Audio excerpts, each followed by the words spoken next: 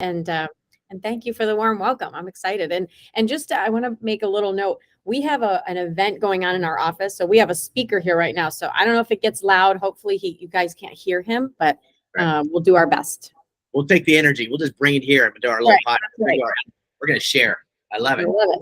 I love it. Well, yeah, if you could real quick, some people who don't maybe have not, I mean, there's a lot of people who may have not been to a lot of events for EXPCon or shareholders or builds that you've been at, speaking at builds. They may not know who you are. If you quickly, I know I gave a quick little glimpse of your background. Maybe you can share a little bit more about yourself before we jump into some meat and potatoes here. Yeah, I mean, I've been in the business for 24 years now, and I always say I grew up with immigrant parents, so I kind of had to grow up really fast. I had to do a lot of things for them because they didn't speak English, but I grew up with a serial entrepreneur for a father. So I watched him build and fail at many, many businesses until he was 70. And so what's been easy for me is just jumping in and not being afraid to fail. I think a lot of people have that fear of failure because their parents put pressure on them, and my parents were the opposite. It's like I just watched them fail and thought that's what you do through life. So I think having that no fear was like, let me try real estate. For the first 7 years of my career, I always say I was sort of the average agent. I sold 15 to 20 homes. I became one of the top producers at our office because the national average for real estate agents is 3 to 4 homes per year. So here I was selling 20, 30 homes a year.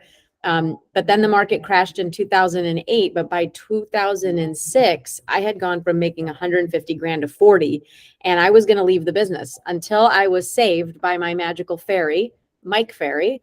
And so he became my mentor. And I went from a very high, business that was by referral only to a business that was well diversified. And I added in calling, expireds, for sale by owners, circle prospecting, learning scripts and dialogue, which was so different and weird to me because I'm not that salesy. But once I learned that, I was able to catapult my business really. And I went from selling 30 homes to 50 homes to 80 homes to 130 homes a year for 6 years straight. It even gave me the courage to move from Michigan, where it's freezing cold, down to North Carolina. And I did that 15 years ago. I started over. So it's just been a fun ride. In 2014, I hired my first buyer's agent. Now we have 44 agents. And I sold my last house 2.5 years ago. So I have not sold any homes. We do about 800 to 1,000 transactions each year. And it's been nice. And I came to EXP 5 years ago. I love the model. I love community building. So like Chris does, we love to get together, collaborate. That's been a godsend. And I went from one stream of income to 12 different streams of income in 5 years. And that's because of the people that I met at EXP, truly. So who you do surround yourself with matters most. And because this job is hard. And so hopefully I can, just share some love and some passion today with everybody. But that's my story. I love it. I love it. And essentially, I love what you said, that you haven't done something in the last 2 years or so. And I would say that's definitely connected to the fact that EXP has built something for you here, amazing opportunities to leverage, right, and scale, where you've ran traditional businesses, you've ran your own company, that kind of stuff, so you understand the concept of that. So yeah, moving forward, let's talk about a couple of things. You have this ongoing team that's been very successful for year over year over year. And you guys are not immune to the fact that we've had some changes in our industry from NAR. I know you have some else you want to talk about here in the end, get about, short meetings, but let's dabble that real quick. Cause I know you've done some podcasts with Jay Kinder and Mike Reese and those kind of guys, Al Stasic, and you've had some conversations right now at a very, very, very high level. What are your thoughts? What are some of the things you've been doing right now for your team that you've been maybe ahead of the 8 ball and moving closer to this, whatever you want to call it, storm, whatever? Yeah. Make sure you get... Yeah. What's interesting is our team. So we always looked at ourselves like advisors, of course, and we always wanted to be different. So when I learned from Mike, my mentor, he said, Tina, everything's a process. Usually we have 3 leverage pillars in our business. We have systems process. So like I have a system for listing at homes and systems for buyers. We use tech. So we're on, you guys, a lot of you in Hawaii, I'm here in Raleigh, we're using tech right now. So we're pretty good at that. And then leverage for people leverage. And I think that's the one people fail at the most. But what we did is we had a system. Hey, Mr. Buyer, here's our process at Caul Group. And the first thing that we do is we, when they call in or whatever, but the first thing we do is we get together on a Zoom and we walk you through our process so you can know A, what you're getting into, B, that your advisor has a firm understanding of what your needs are, but C, that you can actually interview us for the job of finding you a home. You know, every seller that we meet with usually meets with 2 or 3 agents, and we find that buyers, that's the first mistake that they make, is that they don't take who they hire seriously. And they end up with the first agent that they meet. So, Mr. Buyer, we don't want you to make that mistake. We want you to meet with us first, decide if we're the right fit for you. We'll show you our process, how we protect you, how we find you great deals. And then you can decide, do we fit or do we not? And then we can part hands or part ways, or we can work together. Do you have tomorrow at 2, or would 4 be better? And we always try to get them onto a Zoom. Now what we're incorporating, because we've always done the Zoom meeting, is we're incorporating the NAR, compensation scripts. And really what we're saying is, what most sellers pay usually will remain the same. It's how they pay that's changed. Same thing with you, Mr. Buyer. You hired me as your representative. Nothing has changed. I have disclosed the professional fee up front. This time, though, we're going to walk to we're going to look at every property, and every property we might have a different compensation structure depending on what the advisor on the other end has advised their sellers. Should they pay? Should they not pay? Should they wait for us to come in with an offer and then decide to pay? So we're all just navigating the same, same contracts. It's just how the pay structure is exchanged is a little bit different. So we try to make it very non-scary, just very like matter of fact. The professional fee was always paid for by, it was always negotiated. We always negotiate our professional fee. And to be honest, our fee here, 3.6 is typical for the listing side and 2.4 for the buyer side. So a lot of times we hear 3 and 3 obviously is common. And so we never were that way. So what we always did with our buyers is we went after 3%. And so we would say, hey, you're going to commonly see 2.4, 2.2, 2.5% in our market. Our fee is 3. If we get to a seller that's unwilling to pay that 0.6% or that 0.5%, Chris, I'm going to come back to you and say, hey, Chris, on this property in particular, it's $500,000. 0.5% is where, the miss is. So, we're going to ask you to pay $2,500 more. You'll owe $2,500 more on this property, but I will always let you know, Chris, where the deficit is on every listing. Every buyer says, no problem. I mean, we've been doing this way before NAR. So our agents always get paid more because we feel that a brand new agent and their knowledge is worth less than a seasoned agent of 20 years and their knowledge. To me, they can charge something different, just like a first-year attorney.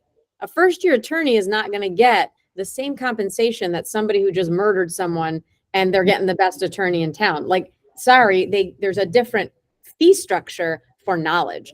And so we try to really demonstrate the fact that we are a process-driven, knowledge-based team. We're always at conferences. We're always learning. We have coaches for the agents. We ourselves as owners have coaches. And we really try to set the standard that we go above and beyond, and we're not just door openers.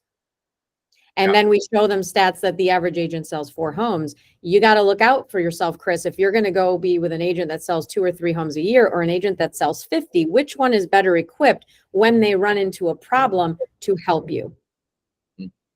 So you get what you pay for. So we really just try to spend as much time with them up front, educating, and then letting them make a decision based on that of our value. Yeah.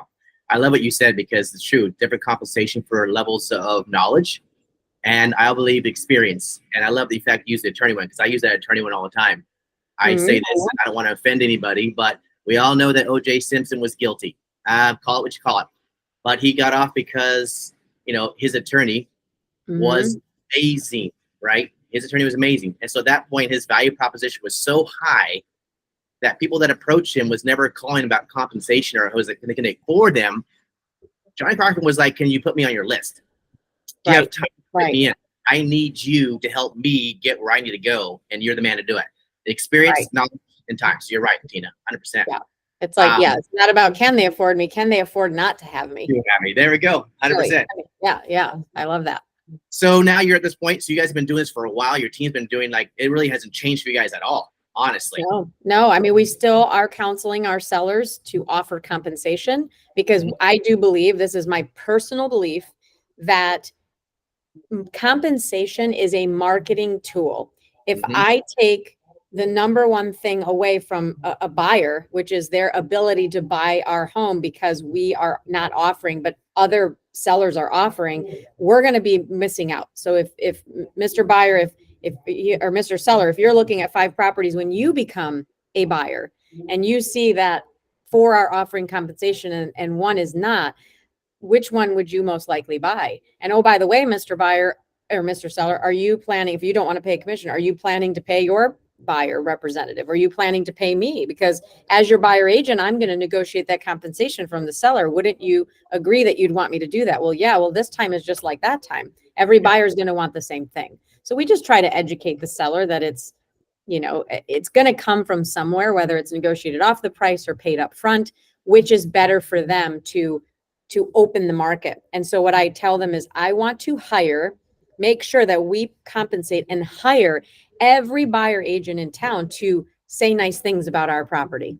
Make sure that they sell our property, because as much as they have a fiduciary relationship to sell all the properties to their buyer, we know that sometimes desperate agents do desperate things. And if they have to feed their family and they only sell 4 homes a year and a quarter of their income is sitting in the car, what are the chances they're going to come to a risky listing?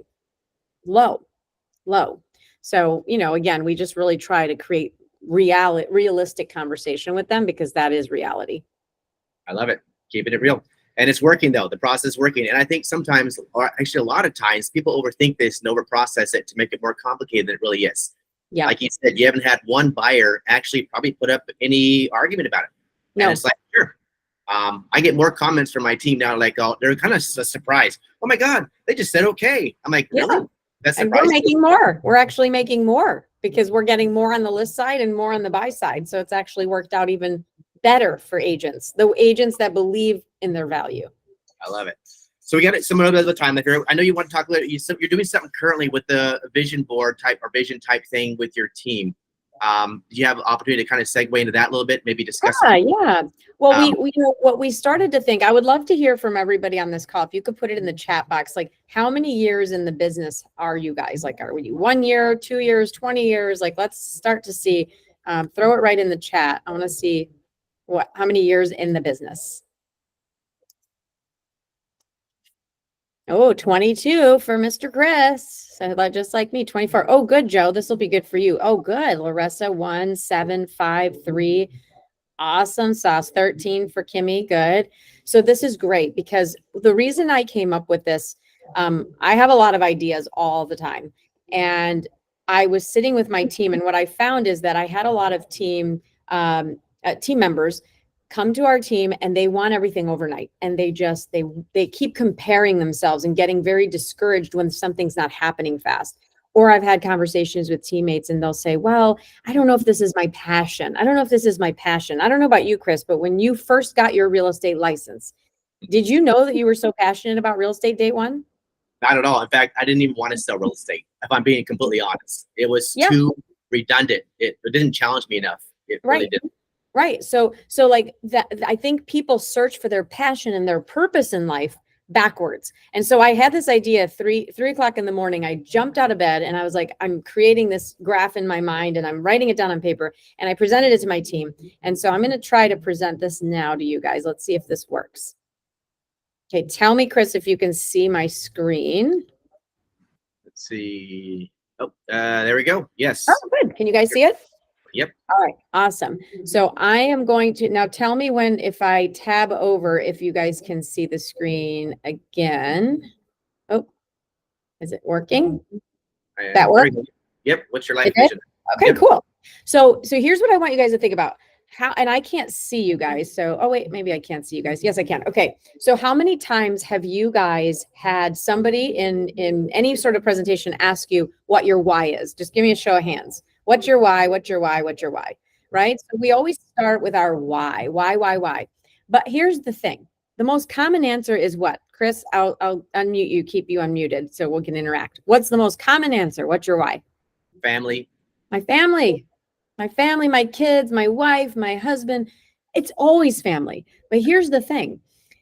That's very noble. And we all want that answer because that is true. We would all kill for our kids, our family, our brothers, our sisters, whatever. That is normal. That is survival. That is instinct. That is habitual, right? Only for the last 10,000 years have humans gotten a little more lax on their natural tendencies. Because if you think of the caveman days, when a caveman woke up from its, surroundings, the first thing, jump up, protect the family, everybody good. Like everybody was worried about their environment back in the day. We don't have those fears, but the fears are still there of being broke and not succeeding at things as we've evolved. But the thing is, what I failed in my life to do in early on that nobody taught me was to truly set a vision. So if you don't end up doing your own vision of your life, you're going to end up with Frank's vision. So let me explain. I grew up in an immigrant family. My dad is Greek, my mom's Italian. My dad went to a friend's house when he moved to the States. He could hardly speak English, but his friend that was a cook at the restaurant said, "Hey, Frank, I found this family of 7 girls. Just go pick one. I married this one." And so my Uncle Joe took my father, Frank, to the house that my mother lived.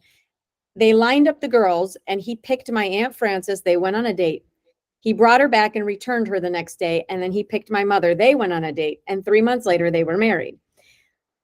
The point of this is, right, that is how it happened back then. You kind of club them over the head and bring them home, right? My dad came into my room at 15 years old and he said, "Martina," because my real name's Martina. "Sit down, honey, sit down. I want to tell you, I think you have to marry Tommy. Tommy is rich. He's Greek. He will take care of you. He has a house in Greece. You will be a wife and a mother and you'd be safe and happy." And he's going on about this arranged marriage to his friend's son named Tommy. Now I'm 15. Tommy is 25 years old. Not happening. The first thing in my gut was, hell to the no, Frank. That is not happening. So thank God at 15, I was like, no way. He left my room and I remember that night and I said, that's not my vision. I want an American. I want a nice, gingerbread boy that's going to, just be with me on my travels and not make me be his wife that's going to cook and clean. That was not what I was good at. And so I was imagining Kevin. Well, a year later, I met Kevin and we've been together ever since. We were 16 years old. So at 15, I was closing my eyes, envisioning what I wanted in life. I was writing the chapters. I was the pilot of my book. So when we say what's your why, that's different than the vision. So tonight, what I would love each of you to do is truly go home, lay down in bed and envision, like with your eyes closed, with emotion attached to it, because emotions cause motion and emotion causes believability. That's why when Mike Ferry, my coach, told me, "What kind of car do you want to drive?" And I said, "I want to drive a Porsche." He said, "First of all, it's Porsche. You need to know that that's how true Porsche enthusiasts, they know how to say the name. Then I want you to get your butt to a Porsche dealership and sit in a Porsche, drive it, feel it, have the emotion." And so I went to that dealership literally a week later and I sat in it. I looked at it. Now I didn't get it for 5 more years, but I knew exactly what I wanted. I could sit at night and envision myself driving that car. And not only did I drive the car, I smelled the car, I felt the car. I didn't just say, "Oh, I want a Porsche," and never touch it or feel it. So when you sit down tonight and you envision, what kind of, what plane do you get on? What are you in, first class or second class or third class? Are you, driving? Are you on a train? What kind of shoes are you wearing? What kind of clothes do you want? What kind of house do you want? This is not just about materialistic things, because you could just say, "I want to live on a farm. I want to be in overalls. I want to be messy and dirty in my garden all day." Great. That means you've made enough money where you can do what you want, when you want, and how you want it, right? My dad lives on a farm, retired, 5 acres. He is living his dream life right now, full of chickens and poop and lots of farm things. That's not my dream, but that's Frank's vision. But Frank did what he was supposed to do, try to protect his daughter, doing what he knew. A lot of times you guys are living out the vision of your parents, the vision of what others think you should be doing. A lot of you on this call might not be good for real estate, but what is your vision? If that's it, then leave. If real estate's your thing, then stay, but let's have patience. So first thing is, have vision for your life. You are the pilot of your plane. All right. Next thing we're going to talk about is process to purpose. Now, these are the 6 P's to get from process to purpose. Again, find your purpose, your passion, where you have safety and impact. So I'm going to go over each of these and then we're going to come back. Now, I'm going to use an example here. The example is this. How many of you have played golf or even tried it? Raise your hands. Raise your hands. Raise your hand. Yeah. How many of you are terrible at it? Say yes, meaning yes, I'm terrible at it. Like terrible, terrible, terrible. Most of us, right? Because why don't we play golf all the time? Tell me, unmute yourselves. Tell me why you never kept playing golf. Because I you don't want like to be good at it. You want to be good at it. And it's frustrating, isn't it, Cindy? Yeah. Yeah. Too complicated. You get in your head. You're like, you really get in your head that process. Too many like little variances and nuances to be Too right. many. Yeah. Yep. And so what happens after you start doing it a few times? You do what? Get better, hopefully. Go to the bar. Get better or give up. How many of you stayed and got better at it? Cindy, did you stay and get better at it? I have to. Yep. You have to because she likes it. But for I the have people, to because I'm a member of the club and I'm paying for it. So I there better. you go. Yeah. So you better do it. So here's the thing. My husband, and this is where I'm going to show you guys process to purpose and why we get so impatient and why we give up on things before we find the passion and the purpose. Golf. My husband handed me golf clubs when my son was born. I was like, nope. My son turned 4. And all of a sudden, my husband handed him golf clubs and he started to like play around. And all I thought was, oh my God, I only have one child. I'm only going to have one child. It's a boy. We're probably not going to be playing dresses and house and hair, hopefully, right, one day. And so what happens if he's spending time with my husband and they're getting really, really close and then mom's being left out for 5 hours on every weekend? Oh my God, I better learn how to play golf. I had a vision and I thought if I could learn how to play golf, I could be playing golf with my son when he's older and with my grandkids and possibly until I'm 70 or 80. It's a gift that will keep on giving to spend quality time with my son. So I hired a coach. The first thing the coach said was, hey, this first year, we're going to learn the process. That's the first step in starting the journey, the process. Hey, this is how you hold the golf club. This is how you stand. This is how you need to practice this turning of your back. This is how the follow through is. It's all boring, right? But I had to learn the process of golf. And that first year, every time I wanted to give up, I went back to what? The vision. Why did you start this? The vision is I want to do this for my son. So the next step in the process is to practice. This is where you need that coach. You need a community. You need people around you to support you when things get hard and that listing isn't selling and you're like, what do I do? This is where you embrace the mundane. The frustration sets in, the exhaustion can follow, and you're questioning, what the hell am I doing this for? You got to go back to the vision. Why are you selling real estate? Why are you picking up the golf clubs? I kept going back to, I need to play golf with my son. I'm going to stick to this. So this is year 2. You're practicing your craft. Year 3, this is where you're embracing the repetitious boredom. Now I know the process. I've been practicing. I got to keep that vision in front of me. And this is where I find most real estate agents give up in year 3 and 4 because they're like, is this what I'm supposed to do? So that's it. I open doors and I do some, like, I don't know if this is my life. I don't know if I'm passionate about this.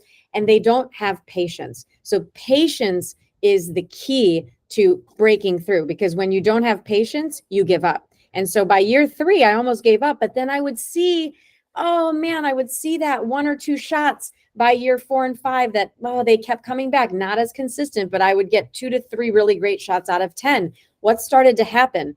I got confident. I was more poised. I was more able. So I was in that empowerment phase where I finally feel confident. Think about a 4-year education. By year 4, you know what you're doing. You feel good about it. By year 4 in real estate, year 5, you know what you're doing. You feel good about it. You feel empowered. You're going to push on through.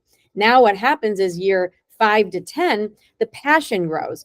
After 5 years of playing golf, I started to go out on my own. I started to leave Michael and Kevin behind and say, I just love this so much. I'm going to go out and do this myself. I found women. I went out and did it. The passion was there. I felt like mastery.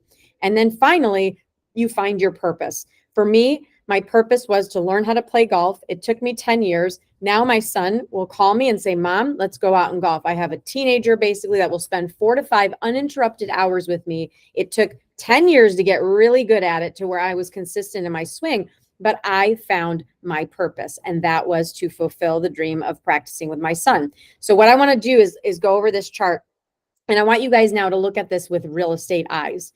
When you first got your real estate license, you had to figure out the process. And what was the feeling? Excitement. Oh my God, I'm so excited. I got my real estate license. Then all of a sudden, for all of you that are in year 2, you're started to practice it and you realize it's scripts it's dialogue, it's chanting, it's getting rejected at a high level. Now what starts to happen? Frustration. Oh man, I don't know if I'm good at this. Oh, I don't know if I should just give this up, right? You're building the foundation, which is the hardest of your mountain, but you're practicing. In year 3, now the boredom sets in. That critical time frame where we were talking about right there is people give up in year 3. No, it's not happening fast enough. I'm not amazing yet. And I'm looking at people that are already in years 5 to 10 and comparing myself, feeling less than, and then wanting to give up. But what happens in year 4 and 5 and 6 is empowerment. The confidence comes. You've got 10, 15, 20 deals under your belt. You kind of know how to navigate, and you know how to talk to sellers. You know how to price property. You know how to get them through their objections. You know how to find buyers what they need. Like, you're feeling really good, and that's where you feel powerful and confident. And then finally that passion comes after you learn the process, you practice, you have patience, you're empowered. Now it's mastery. I loved real estate after I knew I could do it. I loved golf after I could swing and follow through and see that ball in the air. I loved it because I was masterful at it. And finally, at the top of your mountain is when you're safe, meaning my family's safe, I'm safe, I have money in the bank. Now I can make impact. I don't think a first year agent is in purpose mode where they can go and live their life giving back to society because they haven't taken care of themselves first.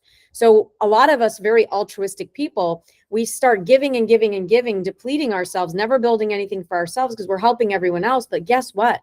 I can help many more people when I go through this process to purpose exercise in 10 years. And in 10 years, I've built my empire.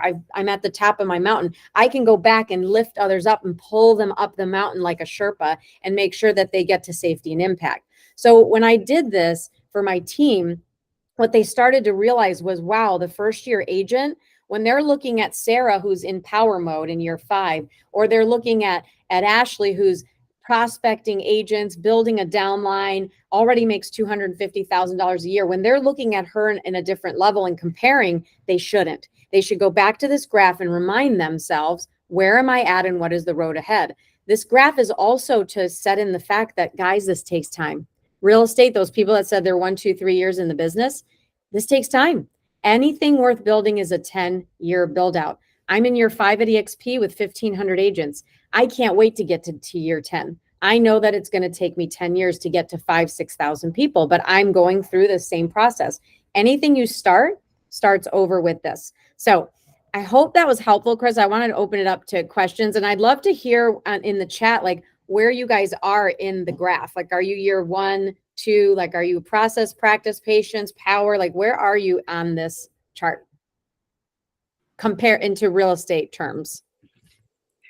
I wanted to say, Tina, thank you so much for this perspective, because in general, I'm kind of a set your goal, you accomplish it, and I'm super hard on myself. So I'm like doing all these things. And if I am not getting, like, in my mind, even though I joined EXP in like April, May, I should already have things in escrow. So I'm like up super late at night, like working on social media. I'm emailing people because in my mind, I'm failing. You know what I'm saying? Like, not even like processing. I'm just like, you don't have anything going, girl. Like, what are you doing? So I'm already, there, like, with frustration in a couple months, just because of my personal work ethic and like how I just flow in general. So this perspective is so good for me, because you are so right. When I'm looking at, if I'm on an EXP sales call, and I've trained myself to not be envious, of more of like, what are you not doing? Like, why are you not, getting the train out of the station? And so when I start to see little glimpses of, okay, like I had a listing, it fell through. Within like a month or two, I had a listing. So I was super excited, and then it didn't go. And Chris is like, don't get discouraged. Like, just keep at it. So, but in my mind, internally at night, I'm like, okay, so you have a social media strategy, like all the things, and like pick something, get good at it, keep going back. But this is such a great perspective for like, a new agent, because what we see on the meeting is like, oh, who reached icon status, and then you got all the things, and so you're like, I'm not doing anything. Like, why am I here? Type of thing. So this is such a great perspective. I'm gonna print this out, put this on my board, because I'm a visual person and I need to come back to that. Girl, just keep going. Like, you're gonna get there. Everybody started here, at some point, right? We all have to start somewhere.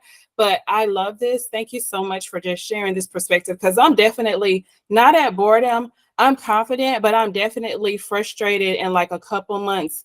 And I'm like, girl, you need to get it together. Like, you need a life coach, a real estate coach. You need and think of our society. You want something from Amazon, it could be on your porch the same day. Like, we don't ever have to wait anymore. Think of this.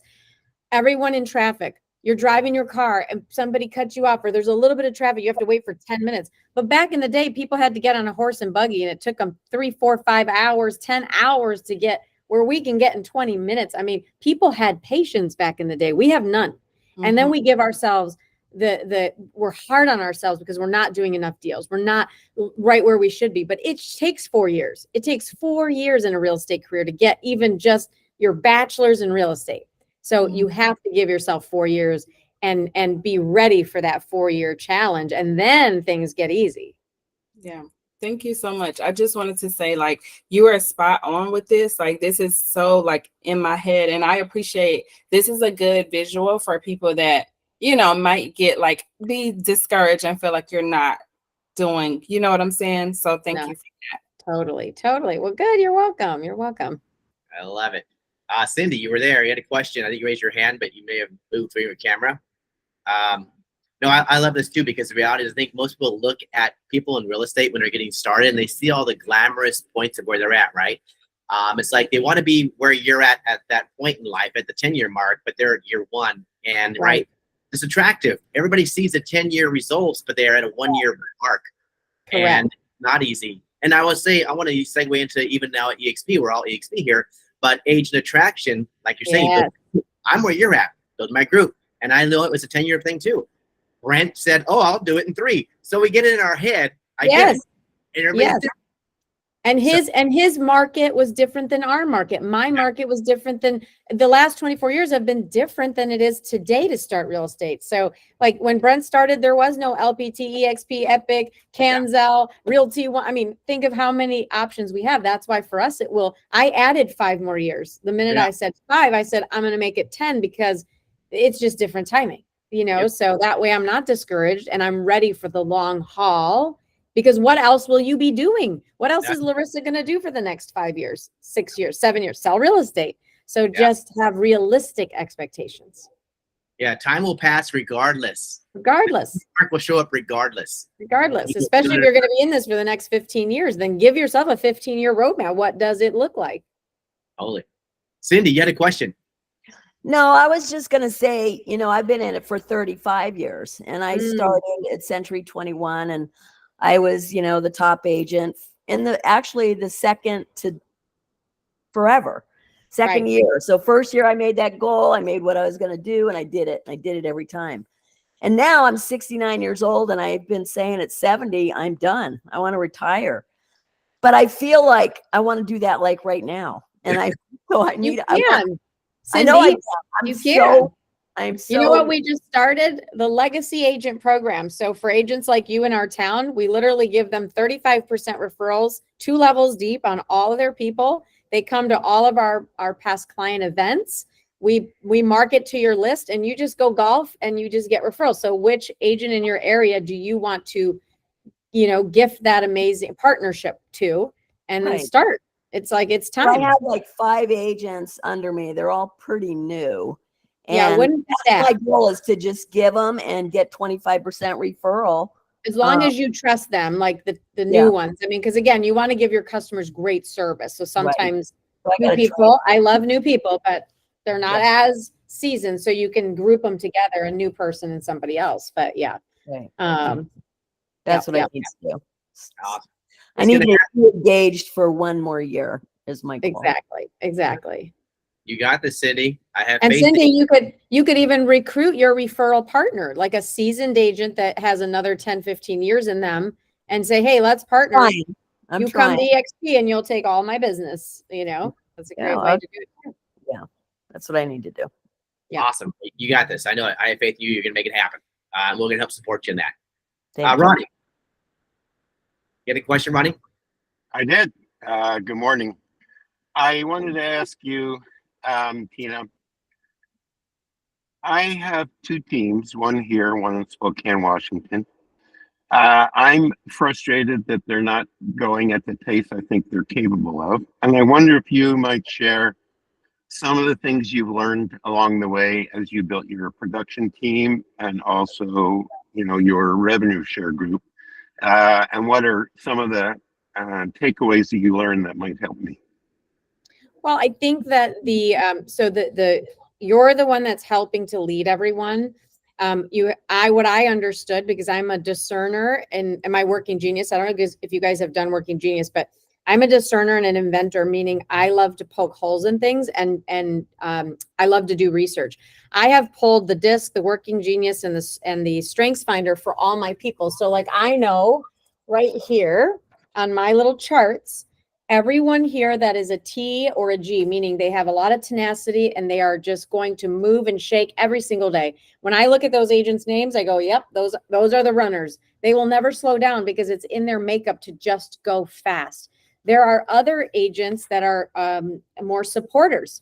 They want to be around to help, but they're not going to run fast. It's just not exciting to them. Money doesn't motivate them. So you just got to, Ronnie, understand that the makeup of your team, not everybody's going to want what Ronnie wants. So starting with the vision of what they want, then setting the standard of like, how do they get to that goal? And then you pushing them with their permission to get there. And you'll see that when I look at the goals of all of our agents, they're all different. Some want to make 50,000, some want to make 200,000. What is the minimum standard in your world, in your organization? Is it, hey, around here, we sell a minimum of 10 homes per year. Unfortunately, if you can't maintain that, and after all the help we've given you, then this may not be the right organization because you're only as good as your weakest player. And here we're a high performance organization. This is what we believe. When you believe that and you set the pace of the team, because they see me working 10 jobs still, I'm still in the office every day. I'm not out golfing all the time. When you set that pace and you say, this is who we are, this is our standard, they believe it. When everyone's willy-nilly and going on their own way and, it's not going to be the pack. So think of a football team. We practice every day. We do our scripts every day. This is who we are as an organization. And does that bleed down and cascade down to everyone? Because what you'll find is if you start turning up the heat in the organization, the people that don't want to do that kind of work will leave, and that's okay. And the people that want that will stay and thank you. Right now, you could have an organization where maybe it's transient, people come and go, or maybe people have been around, but there's no enthusiasm, but you're never going to motivate the unmotivated ever, no matter what you do. So you either say we're an organization of hungry, like ours is hungry, humble, smart meaning emotional intelligence, not smart like you can pass a test. So we practice together. They have weekly coaching calls. Like this is just the pace that we're at because we're a high performance team. We're number 25 in the nation out of all brands. We want to keep it that way. And we love winning. And so I have had agents leave my team and they've said, you guys just think too big. Great. Like we know we're not a fit. That's okay. Right. I mean, literally, but we don't want the agents that are going to take down the team and the energy or talk poorly about it. Like, oh, all they think about here is winning or all they think about here is this. That's a cancer and it needs to go. And so it's on you, Ronnie, to set the pace, keep cascading the message and leading the pack and knowing your people and what motivates them. So it was a long answer, but hopefully it was helpful. Do you, are you engaged in kind of the hiring of agents and or recruits? Do you start with that exploration of those questions you asked before in terms of their goals and their personality stuff? Not anymore, because I was always in the, like when I started my team, I was still selling 100 homes a year. I hired a sales manager for that. And so we've come up with what we ask together, but I have to be able to trust my leaders to lead and to do it without me. So I have removed myself from a lot of pieces of the business because I have very capable humans that know what to do. My last question. Do you know Annie Eliason? I do. Yeah. Every time I see her, I tell her she ought to join you. Yeah. Good. Keep telling her. Say, Annie, now it's like become a joke. It's like, Annie, you should have joined us 5 years ago, but but I still love her. Give her a big hug for me and a slap from me in the head. Gentle one. I love it. Hey, anyways, all right. Appreciate it, Ryan. Thanks so much. We're actually cut for time. I'm trying to keep this thing at a 30-minute moving over. I apologize. Oh my goodness. Yes. Thank you, guys. I appreciate your time. I know we've got to cut this off because I want to keep it down for everybody in their time. But thank you, Tina, very much. I appreciate all of what you presented today. It's amazing. And I guess you bring this value that's amazing to everybody too. Everybody, if you haven't met Tina in person, make it a point. Go to EXPCon, go to Bill, go whatever, and meet her in person and get to know her. Yeah. Thank you. I appreciate you guys. Have an amazing week. Go out and crush it all. We got this. I'll see you guys next week. Thank you, Tina. Have a great day, guys.